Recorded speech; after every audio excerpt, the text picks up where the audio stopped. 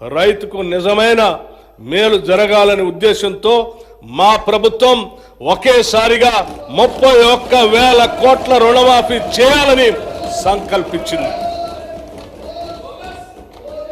చేతగా నమ్మకు మాటలు ఎక్కువ అన్నట్లు రుణమాఫీలో పూర్తిగా విఫలమైన గత ప్రభుత్వ నాయకులు మా చిత్తశుద్ధిని శంకిస్తూ ప్రజలను తప్పుదోవ పట్టించేందుకు శతవిధాలా ప్రయత్నించారు.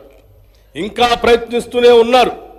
డిసెంబర్ 12, 2018 సంవత్సరం నుండి డిసెంబర్ 9, 2023 వరకు ఉన్న రుణాలన్నింటికీ రుణమాఫీ వర్తింపచేస్తూ అత్యంత సాహసోపేతమైన నిర్ణయం తీసుకున్నాం.